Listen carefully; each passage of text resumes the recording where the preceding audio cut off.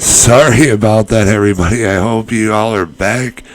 Little bit of technical difficulty there. I have no idea what happened, but we're back again. Who knows? Maybe Facebook didn't like what I had to say there. What do you guys think? But either way, we're back, and we'll continue to be back no matter whatever happens for you guys. You can trust that. But so with that, we'll take that as a little footnote, maybe to go off of the free speech subject, and we'll start talking about our Second Amendment right, which just as badly, if not worse, now currently is, and it just started. It just started. This is only the trickle before the downpour of what's going to happen to our Second Amendment in the coming years here. What do you think about that, Stephen? I have a very, very simple stance on the Second Amendment, and that is, quote, shall not be infringed, end quote, done, end of conversation. That is simply it. The Constitution tells us that that right shall not be infringed. Naysayers will say that, oh, well, they didn't have the guns like we have back then, or no, it doesn't matter. It does not matter. Your rights to own and own a firearm to protect yourself and your family, and your rights to do with that firearm what you will shall not be infringed. And what I mean by that, what you are to do with that firearm, what I mean by that is none of this crap, and I'm just going to be honest here, none of this crap about, oh, we're going to limit you to under 10 round magazines. We're going to limit this, we're going to limit that. No, absolutely not. There's no room for debate in the Second Amendment. Shall not be infringed. And I will say that, and this is the hill I will die on if it comes to that. Your Second Amendment right is not to be infringed. Simple as that. And I mean, that's where I stand on it. I believe in constitutional carry. I believe in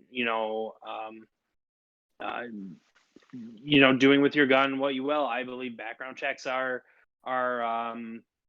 awful. I don't think they do anything. We can put as many gun laws out there as we want, and it's not going to stop anybody from having one. All you're going to do is stop legal gun owners from access from purchasing firearms, but you're never going to stop criminals. So regardless of how many laws are out there, so people have the right to protect themselves because criminals are criminals regardless. And that right there, there's not much for me to expand on with that, because that is simply my viewpoint on it, is shall not be infringed. Exactly. And here it is, like to tie into the media push of everything, we're going to give you guys CNN's take on what the Second Amendment is. And actually, I need to play this first for you guys so that I can elaborate on this a little bit further from you. Not to necessarily mock anybody's viewpoint, because it's kind of like the Bible. Nobody's ever going to know exactly what our founding fathers had in mind to the T. Nobody's ever going to know that. But there are some things that people get quite confused on, and we're going to make some clarifications of those. But I want you guys to know the laxness that they feel towards our Second Amendment, and the how they feel that it's malleable, whether it be that things aren't relevant today as they were when the Second Amendment was written. They'll find out that none of those things that they think the Second Amendment about are relevant. But we'll get you guys this here. The Second Amendment may be the single most mysterious part of the Constitution. It's an ungrammatical sentence. It refers to militias, which don't even exist anymore, and it's been the subject of an intense controversy. The Second Amendment has two parts. The first part talks about state militias. It says that state militias are a necessary part of national defense. And the second part refers to the right to keep and bear arms. The question of how the two relate is something people are still debating. Militias were effectively how the United States raised armies in the early days of the Republic. There were essentially more or less volunteer forces of young men who fought for their states and fought for the country in what were called militias. Starting about 20 years ago, a lot of conservatives, especially in the National Rifle Association, started to say, look, the Second Amendment has been misinterpreted by the courts. It is not just about state militias. It's about individuals' right to keep and bear arms. And the National Rifle Association, academics associated with it, other academics started writing and arguing for an individual right to keep and bear arms. This question about what the Second Amendment means has one final arbiter, and that's the Supreme Court of the United States. In 2008, the Supreme Court said there was an individual right to keep and bear a handgun in your home. Justice Scalia's opinion in the 2008 Heller case said also the government can regulate dangerous and unusual weapons. Well, what's a dangerous and unusual weapon? We don't really know. Is an assault weapon? Maybe. Is it tank? I think it's safe to say yes. I don't think the Supreme Court is going back at this point. The court is not going to make a 180-degree turn on the Second Amendment, but they could certainly confine the right to keep and bear arms.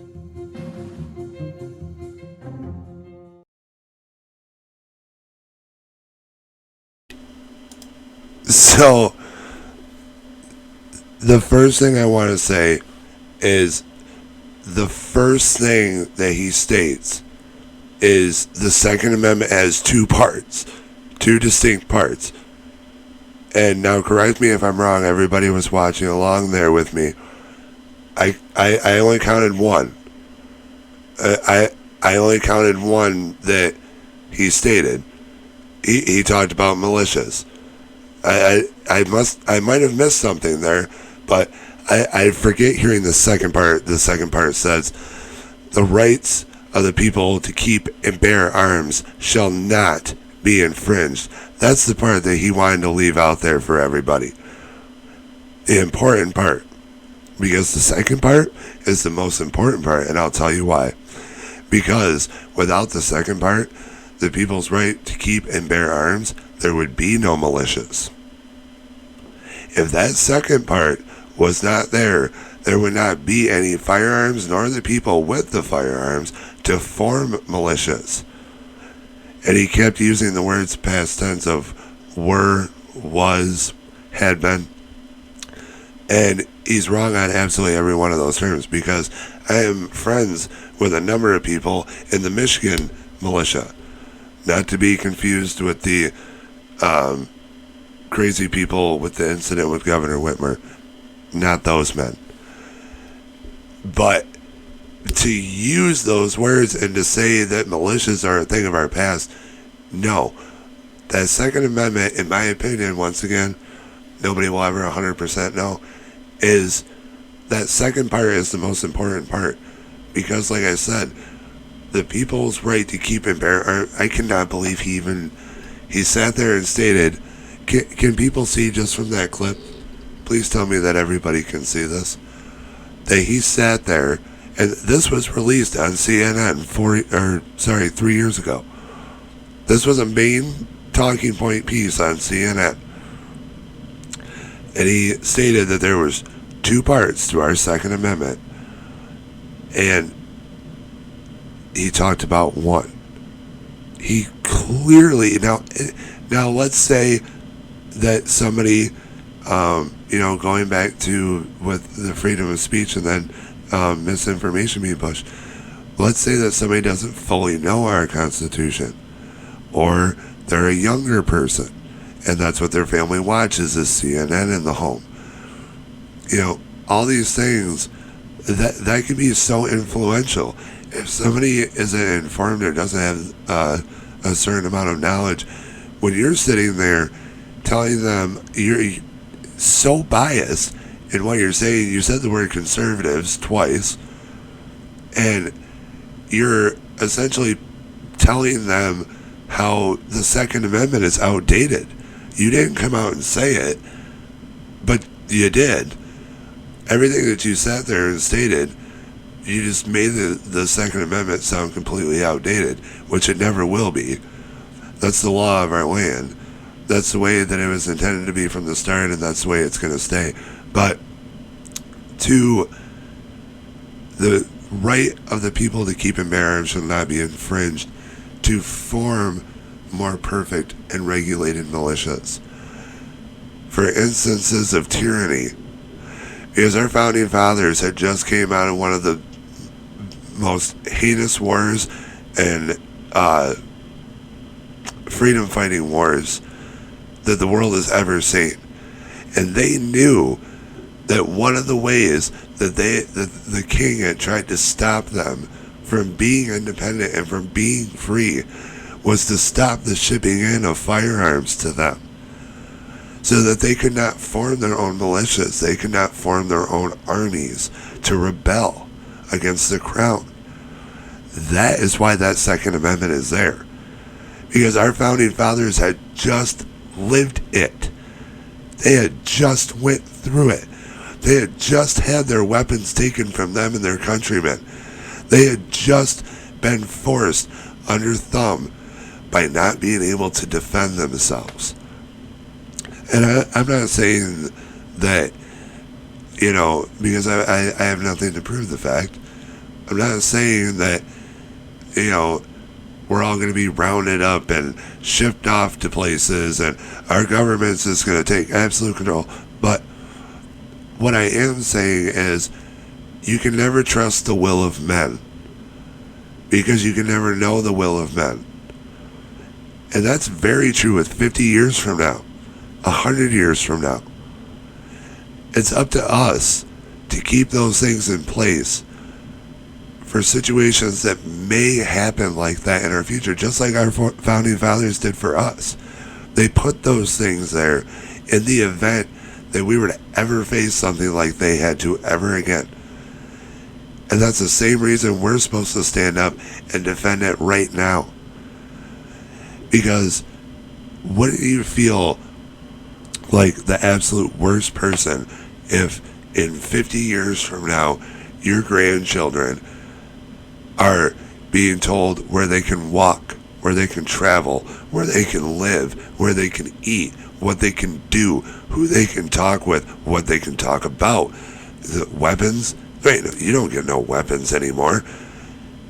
And it's not, it's like our founding fathers again. It's not that we would ever want to fathom something like that we would ever want to think that something may happen like that to our ancestry, to our future ancestry.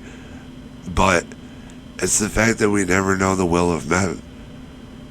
And it's those safeguards that keep us free. It's the ability when we're walking in a single file line and being told one day that we're voting like they do in North Korea, that we're voting for one person, that we're voting for a singular person. If that were the case right this moment, that First Amendment gives us the right to pick our heads up out of that line and say, no, we're not going to do it. No, we're not going to stand for this, which is exactly what people like me and Steven are here to do. We're not going to stand for this anymore. Exactly, Bill. thank you for stopping in. And that's another thing, you guys, also that I would like to reiterate for all of you. Whether you're here to listen for Stephen's viewpoints for if you live in down in the 82nd district, or whether you just want to hear our viewpoints in general, or if you live in my district, the 5th district, on the U.S. Congress level, on the federal level, the comment section is always open here for everybody and anybody. Me and my guests are always happy to answer your guys' questions. It helps us out. It helps you guys out, because even if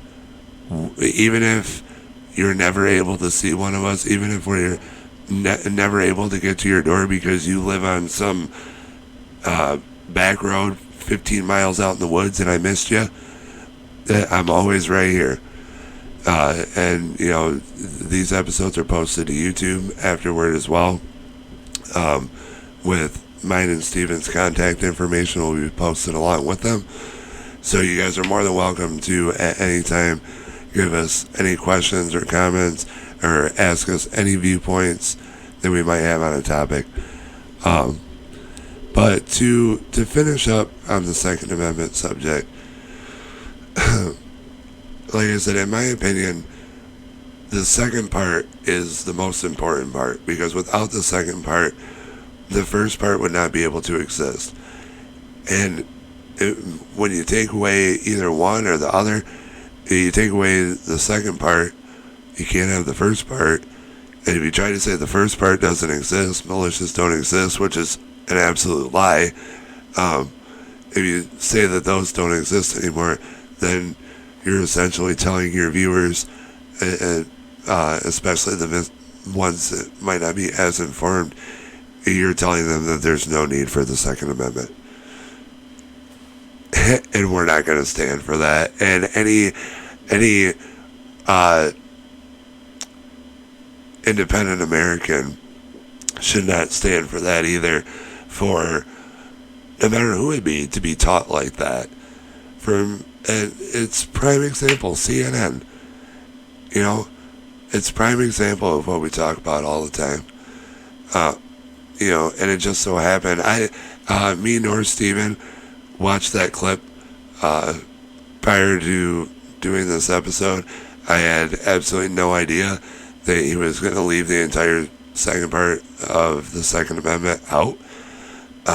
But he did, and it was there for all of you to see as well. These are the kinds of things that are pushed upon us on a regular basis that makes us eager to give up our rights. Oh, we got a question in here from Bill Moore, actually. Does the legislator have the authority or power to delegate a portion of their powers to another branch of government in the case of any emergency that may arise in the future? Now, if we're talking constitutionally, as of right now, no, in a sense. On the federal level, it's made clear that there's the 3 separate branches of government. Now, there are situations, such as things being passed to the legislator, such as a certain election that has just went past. Those things are clearly documented in our Constitution as well. Now, with kids not being taught cursive anymore these days, don't know how long we'll be able to read that document for. But those things are also covered, the power of our legislators, if and therefore through the chain of command is delegated to them and appointed to them underneath our Constitution as well. Anything outside of that, an unforeseeable tragedy, maybe like, say, half of our country being underwater and a new constitution is drafted for whatever reason, then maybe. But as of right now, it's made very clear the jobs and the distribution of powers and delegation of those powers through our three branches of government, and they need to remain that way. We've seen some abuse of that over the course of the last about year. But greatly appreciate the question, Bill, because that's part of what we try to do here. That's part of what our goal is, to inform people of their rights and how these things affect them and affect their families and affect our future generations on a practical level, not on an extreme level. We like to be very practical in what we say and very factual in what we say. Which brings us into our final subject of the night, which is the moral and ethical trajectory of our country right now. Morally and ethically, meaning the things that we all know, the base being the 10 Commandments that we all know. Don't steal, don't cheat, don't lie, along with a set of others that we've been taught from childhood, such as doing unto others as you would want done to them. And sticks, and this one I can't believe I have to say, but sticks and stones may break my bones, but words will never hurt me.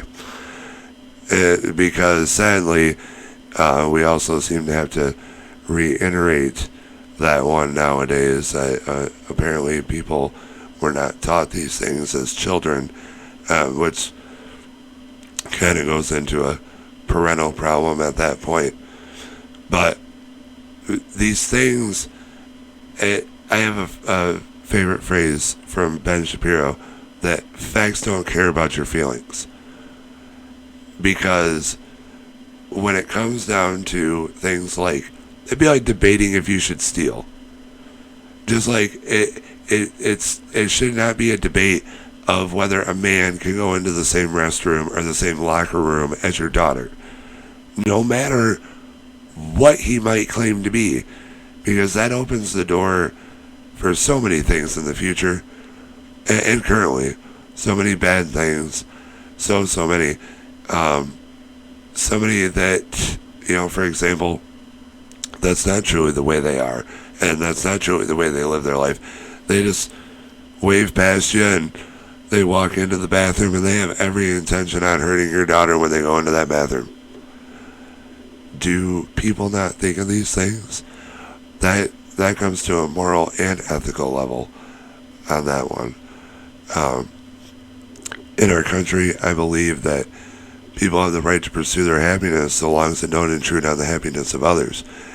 And I will stand and defend that right for anybody and everybody for as long as it takes. But the line for me comes into question when those things are pushed as a societal norm.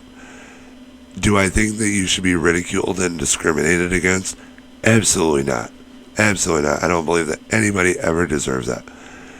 But do I think that it should be played across our TVs every day and our children told that this is an outright option for you?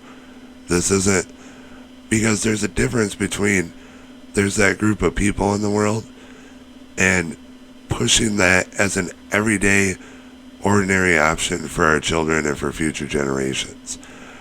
For me, that's where the line is, and people ask me all the time to put myself in their shoes if it was my child. Yes, Bill, I will get to that in just a minute. But what people ask me to put myself in somebody's shoes like that, if it were my son or my daughter that came to me and told me that they were that way in some way, I usually tell them that I would tell my son or my daughter that they have every right in this world to be happy, and that nobody has the right to ever degrade them or ever disrespect them. But I would also tell them on the societal side of it that no, this isn't something that will always be accepted. You will face hard times. You will face certain issues. There will be people that don't like you. And am I telling them these things because they came to me and might be transgender? No. Telling them that because I would tell my kid that if they ended up straight. I would tell them that society is not going to be kind to you. That there are going to be bumps in the roads. That there's going to be people that don't like you. And this is what we should be breeding into our children and into our society and into our future generations. That it doesn't matter if you are gay, straight, bisexual, Asian, Korean, black, white. If everybody is treated with respect and everybody adheres to that morality and everybody adheres to the ethics of that, nobody would ever have to worry about what race they are or if they fit in somewhere because of their sexuality. Nobody would ever have to care about those things. But instead, we tear down the morality of the situation first and try to implement something completely new and to shove it out there and say, no, this is the way the world really is, when in reality you can't necessarily prove that. Now, the world we have right now, the morality and the ethical system we have now, has been proven time and time again to be the correct way of the world. It's not perfect. Our world's not perfect, but the morality and the ethical system to make our world go around. Now, if you have a different approach to that, then I suggest that you restructure society from the ground up. Other than that, you should seek acceptance and happiness, and you should stand with us and enhance these moralities and these ethical standards into our society so that you can be treated just as good and just as well in the future. Now, that's just one subject.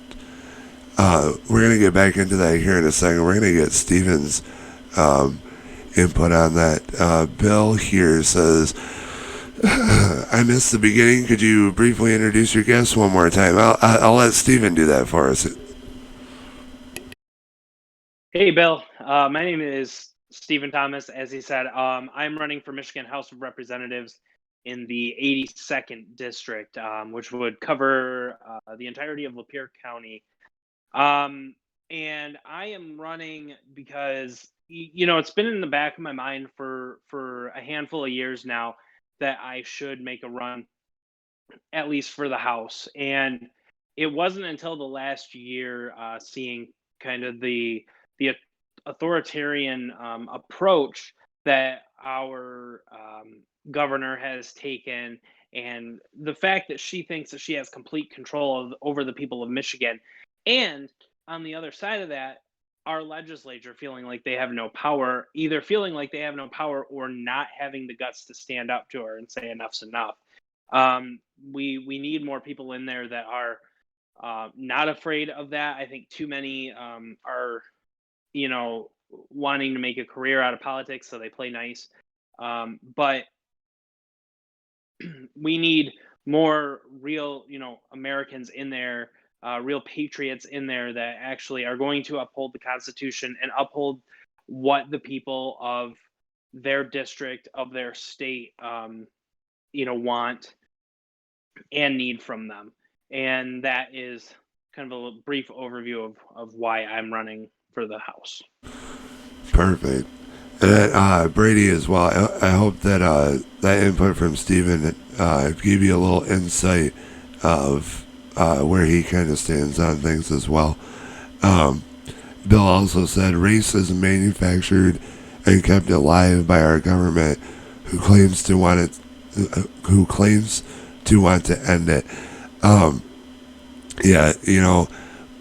When it comes to the race thing, you know, and that it's perpetuated by white privilege.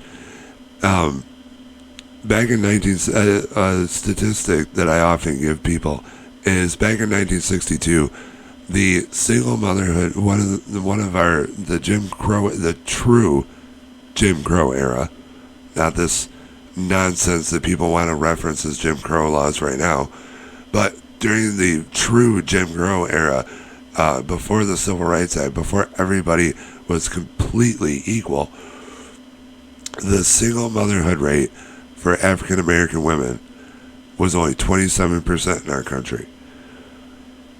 In 2018, the single motherhood rate in our country was 74% among women of color. Now, this is what starts to boil me a little bit with this, because we have came so far. Why are we turning around? We have came so far with racial equality. Why are we turning the boat around?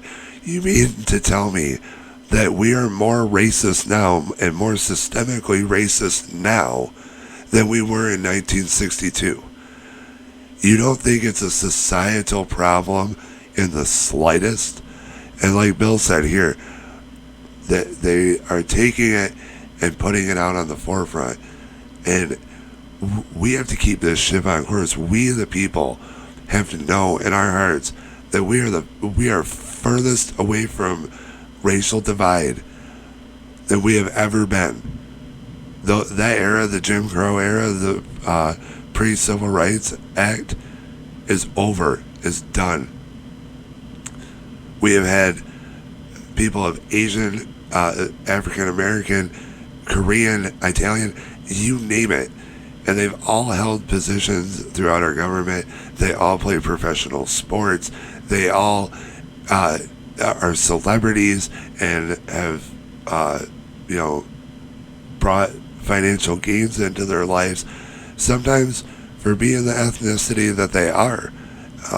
If they need a Asian actor in a movie, then it's not racist in that at that point, especially if it's a movie like, say, Mulan, for them to want and need Asian actors, and that's a benefit to being another race, and those things are promoted and celebrated all the time. It's like the guy who invented basketball, which basketball is predominantly black men, but the inventor of basketball was a white middle-aged man.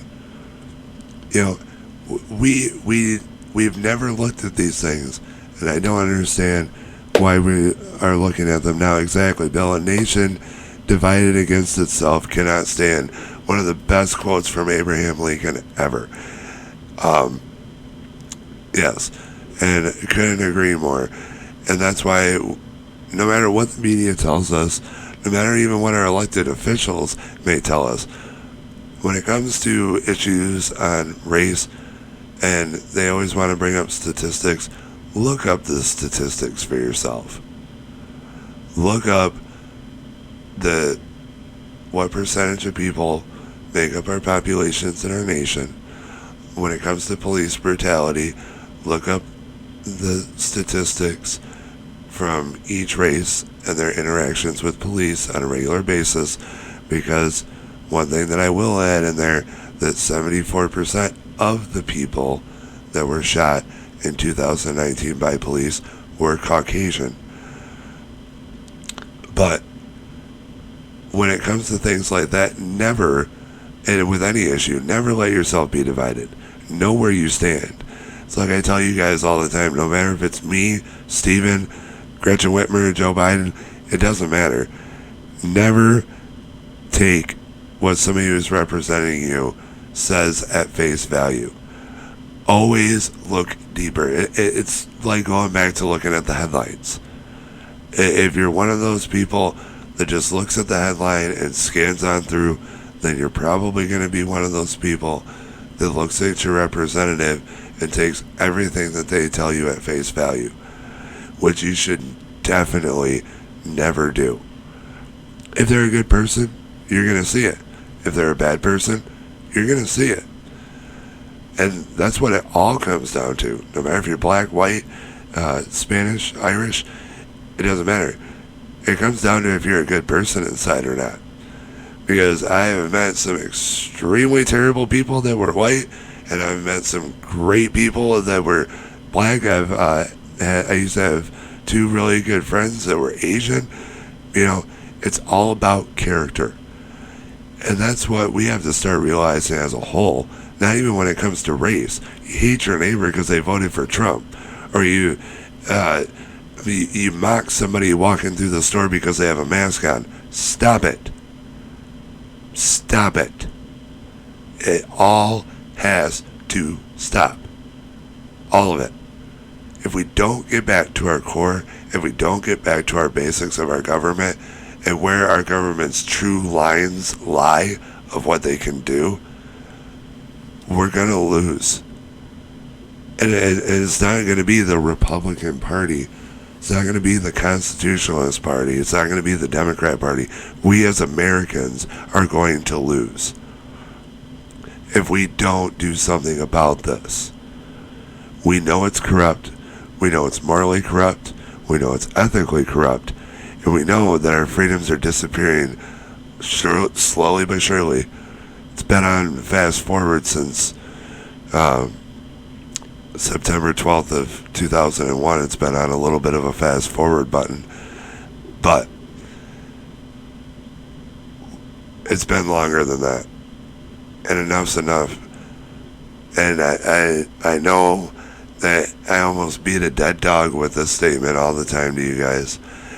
But the only ones that can do anything about this is us. Because those first 3 words say we the people. Not we the government, not we the dictatorship, not we the tyranny, nothing. It says we the people. It's the only document in the world that has those first 3 words. And for good reason. Because we have to have the consent, they have to have the consent from us to govern us. And if we don't give that, they don't have any power. You eliminate the problems, you eliminate the greedy, you eliminate the power hungry, and you eliminate these people that are trying to act like they're fighting a righteous fight, but at the same time demoralizing our nation. And we can't let it stand anymore.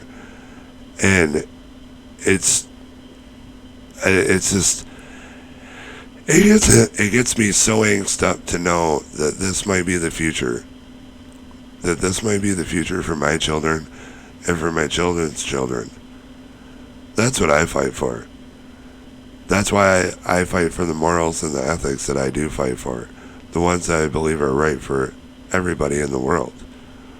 The basic ones we spoke of earlier, along with a few other ones integrated into our society. Now, I've sat here and spoke on this subject a lot now, so we're gonna get Stephen's opinion on how he sees the demoralization of our country.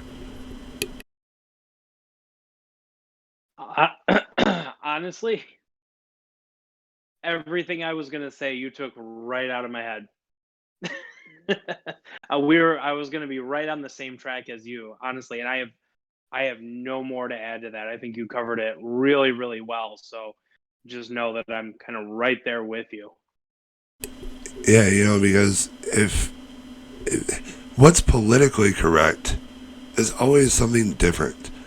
People want, and this is another thing that I don't understand, is people, they talk about political correctness, but yet the same people will say our country was founded on the back of slavery and on the backs of oppressed people. Okay, well, at the time, that was politically correct. So, what do you think you're doing now? Do you think that what you're doing now, what you're doing, and you've said it in your own words, politically correct, that I must be politically correct in what I say? What do you think that may stack up to be in 50 years from now, 100 years from now?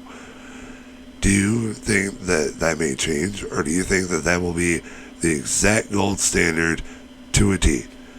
Because that's what you need. If you want to tear down this whole system and rebuild it, you got to be good. You got to be as brilliant as our forefathers. You got to restructure this whole thing. You can't just say, oh, we're going to do this, this, and this different. No, you don't get to do that. You have to make sure the whole system works like they did. You have to make sure that it all ticks.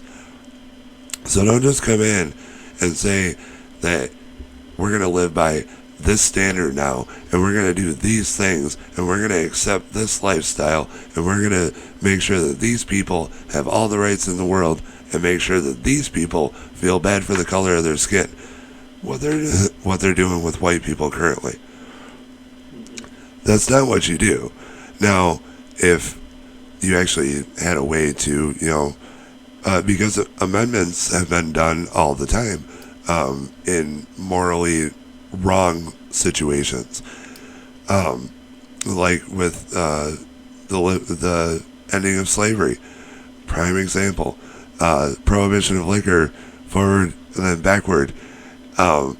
We've done things and we've amended our document for moral purposes in our past, but we've never amended it for a political purpose. We've never, and I never mean to use the Constitution as like a political tool or a political ploy. I just mean to say that for over 200 years, everybody, well, for the most part, everybody that's held these offices has adhered to these documents. So that's our standard. So when I sit here and I accuse people and directly have evidence of people violating those documents, that's why I use it all the time. Is because if that's going to be our standard, then everybody needs to follow the same standard. And when those people aren't, they deserve to be addressed and they deserve to be pointed out.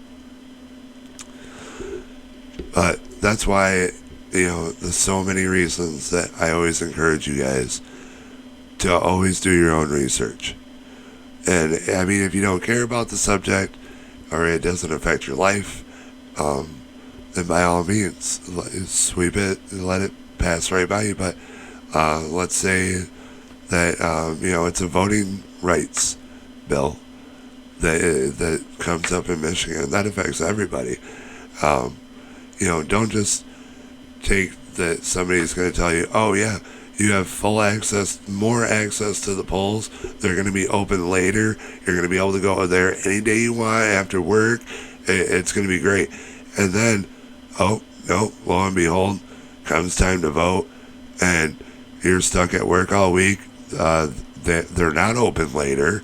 You were lied to, and now you're just not going to be able to vote at all. Just as an example, Michigan laws have it open until I believe 7, 8 o'clock in some places. But just as an example, and those kind of things happen all the time. Things are put into legislation that you don't know about or not put in there and you're told they're in there. And in that situation, you'd be left in the dark.